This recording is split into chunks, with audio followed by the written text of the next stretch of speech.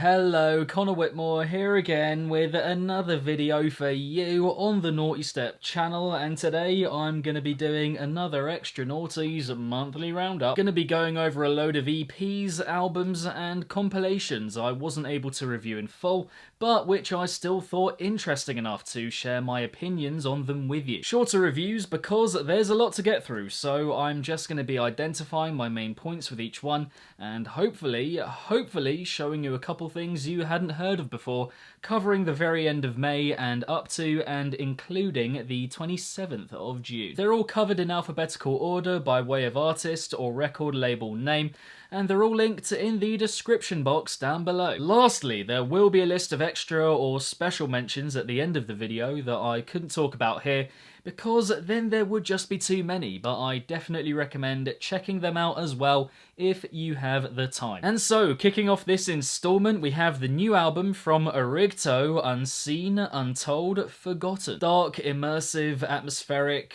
tense, and a lot of scope to it as well. Quite an all-encompassing feel to the music here.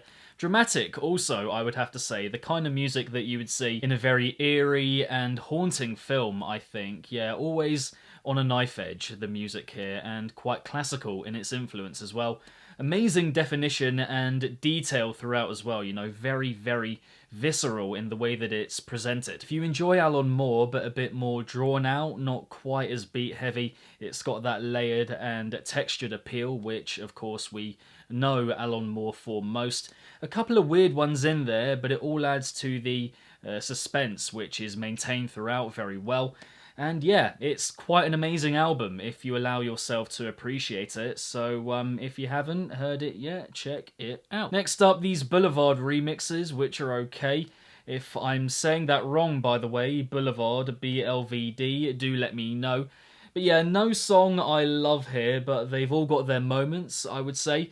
Standard is pretty decent ideas-wise, but again, it's a production quality thing in terms of taking them all to that next level. The Pixel Terror would have to be my pick, quite full and rounded bro step. Carbon is a close second. New EP from Control Freak, which is same thing with him again, I would have to say. Great energy to his sound, but does need refining all round to kind of take it to another level. It sits in that middle ground between being or doing something really new and not really doing anything new. You know, every time I hear his music, I'm just wanting for him to push it that little bit further with everything, you know. Ideas, production, execution, all of that. Important bits of production here not really snapping quite well enough as well. So, again, encouraging, you know, very encouraging. Some fantastic sounds in there, but yeah, a way to go yet before it is the finished deal. Doctor P Remixes, a decent remix comp, I would have to say. Much better than I thought it would be, I'll say that much. On the whole, I'm enjoying the Schlump and Chime and Dirt Monkey in particular. They're all pretty good tributes to the originals that they are remixing, I think. Even more so, the Spag Heady, which has been circulating for a while now. I first heard it at Lost Lands 2018. One of my favourite remixes of this year so far, you know, really did a job on Flying Spaghetti Monster, even though it is very short. But yeah, this comp, on the whole, not bad. New Dubloadz EP, again, I appreciate the deeper and gnarlier route he's going for here, or going down. But whether it results in anything I want to go back to again and again is, I think, another matter altogether. Either the ideas just aren't all that much, you know, not very captivating per se, or the atmosphere just isn't what's intended, I think, for the overall theme of the EP. I like the aesthetic, but it's nothing without engaging, well-produced ideas to back it up. New EP from E-Craze, and I've been thinking for a while, around a year or so, that we've been seeing a different E-Craze for a short while now. Yeah, around a year, and this EP very much solidifies that thought. For one, I'm not sure his ideas are as wild and off-the-wall, manic, fun as they used to be, which is very much what got me into his music in the first place. feels more straightforward now and has done, as I said, for a short while. Also, his percussion just feels a bit thinner on the ground for some reason, doesn't quite have that beastly and imposing feel like it used to. Less going on, a bit more threadbare, seems to have had the energy sapped out of it somewhat. That being said, the title track is fantastic. The timing of everything there, so good.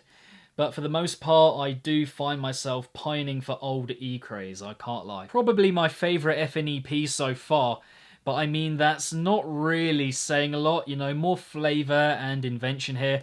The production is, I think, better on the whole, just tighter, more refined. Back Scratcher, track 2, is spicy, and the closer, Rewind, is a good bit of fun, at least initially. But aside from that, again, not really entirely sure what it brings to the table, quite standard. New EP from Enia, and unfortunately I've grown less and less fond of his music in the last year or so, and this EP definitely adds to that. The production isn't remarkable, the ideas are bland and lacking in any sort of spark or excitement, I would have to say. Wouldn't be as bad, I think, if he didn't usually make such great music. Rolling Machine, I think track 4 here has a decent energy to it, but mostly, yeah, just not a lot to rave about here. New EP from Franky Nuts. Some good stuff here.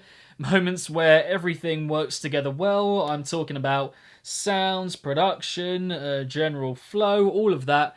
Notably, I think track 2, Glow, where the production is good, it's fun, moments of surprise on offer, it's enjoyable overall, but also parts of Lose Control as well, you know, matching the energy with that production quality, and that tune is mile and away the best idea for me on the EP. Couple of brilliant vocals here from Danica Nadeau and Milky, which kind of bring in that extra layer of emotion and goodness to the EP, which is always welcomed, of course, because there is stuff that brings it down, notably the percussion in tracks 3 and 4. But yeah, if you like upbeat, colourful dubstep, then this is where you should head to. New compilation from Full Flex Audio, a 10-track comp. If you like your underground dubstep, then this will be for you. A range of approaches on show here, and for me, personally, I think it finishes stronger than it starts, but my favourites, my picks, come from Damnasi, Hierophant and Alac in terms of sound, idea, production combination. New EP from Imanu, don't get me wrong, sonically fantastic, from the sounds to the execution, the production quality, honestly, so much of it is fantastic, and he remains one of my favourite producers at the moment in bass music, full stop. Absolutely no question about that. But did expect a bit more invention and memorable material on this EP, I can't lie. It's something to behold in terms of composition, range of sounds on show, the intricacy of it from start to finish. Yeah, stunning on those fronts, and one of the EPs of the year, I think, in those ways. But I can't say there's a song here I want to go back to repeatedly. Lucifer runs close, but yeah, still not quite there. Didn't really want to review this one, but a fair few people asked for it, so yeah, here we go. Not quite for me. The production I find off to the point that it's hard to glean much at all from the main ideas, that being the drops, the heaviness we get here. I find the introductions and interludes to be the best parts, which I suppose says a lot. Yeah, the heaviness for me is just not it. New EP from Koval, which is a decent EP, I think, by virtue of it being melodic dubstep. Lots to get into here compared to most other dubstep we get at the moment, has to be said. Some great sounds on show, very colourful, bright. The general composition, I think, is really good. A clear willingness also to take his ideas further with every step of it. It's just ambitious in many ways. General production quality, however, does stop me from loving any of it. However, you get the impression that will improve a lot over time. You know, you look at someone like Asora, for example, who put out an EP on Rushdown a couple of years ago, and yeah, look where he is now, and I think the same will happen with Koval, I've no doubt. Little side note as well, not heavy, but the closer, Fireflies, with Mr. Alkins is beautiful. Check it. New EP from Leotrix. Again, I find myself enjoying his style here, but not any of the tracks completely. I would have to say Alien Blaster, the closer for me personally, I find good in patches, but not as a whole song. He's just releasing so much music at the moment, and part of me thinks he should just, you know, take some time to make something a bit more expansive and drawn out and impactful, as opposed to all of these short and to-the-point numbers, if you get me. His approach and style deserves it, I think. Not much of note here, but you just feel he can do that. New album from Macky Gee, and I don't know why I expected this to be good, but for me anyway, it's not good to the point that I'm wondering whether I'm meant to be actually taking it seriously. It's one of those. Everything about it feels so cheap, from the production to graphically, even the album title. I mean, it's a G thing. I mean, come on, man. Like, seriously. It's abrasive as well. Like, the quality of sound, for the most part here, very jarring on the ear. And, you know, whilst we get a couple towards the end that are okay, there are 28 tracks here. 28, an hour and 45 minutes long. So, yeah, quite a slog. Another Oda project I'm not finding that much to be enthused about, I have to say. Mostly meh, not a lot getting me going here. He always seems to come through with one of the house songs of the year each year for the last few years, and we don't get that here. Of course, he could come through later on in 2020 with an amazing tune, but yeah, here, just a couple that are okay. Also here, he's done that thing where he's put out one track at a time over the course of 5 weeks or so. When you get the EP, you only get one new song, so yeah, I'm just not about that. New album from Metrik, and for me, this is one of those albums where I just have to sit back and be like, this is why I love this genre, this style of music. That style, of course, being D&B. It's just so well produced, it's thick, the sound is beefy, full, rounded, and complete in feel.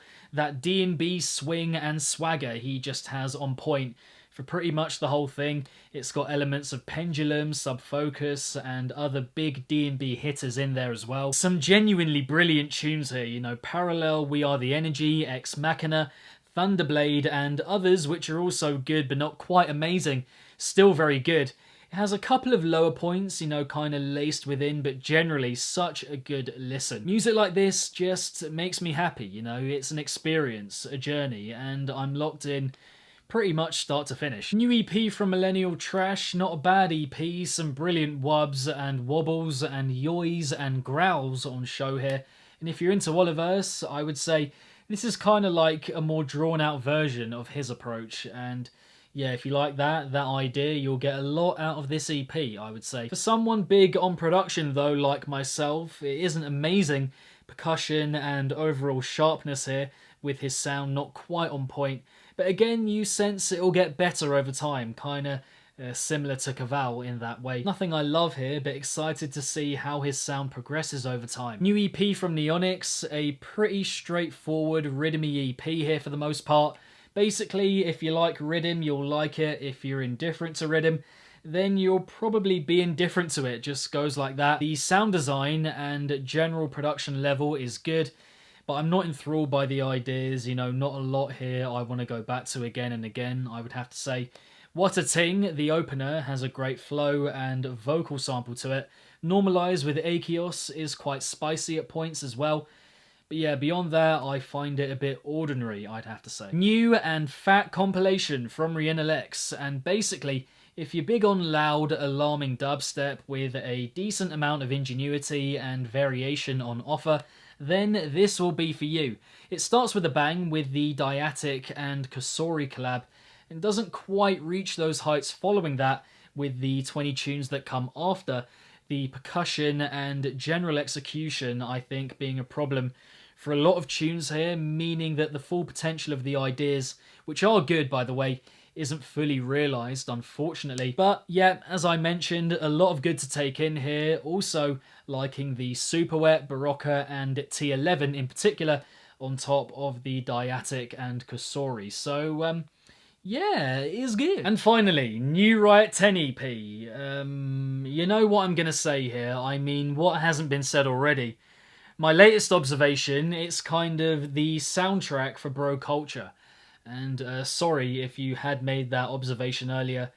I'm not quite as clever as you are, but yeah, it just struck me whilst I was hearing it, you know. All I want to be when I hear it is a bro, you know. It's all about the loudness, fuck how it's produced.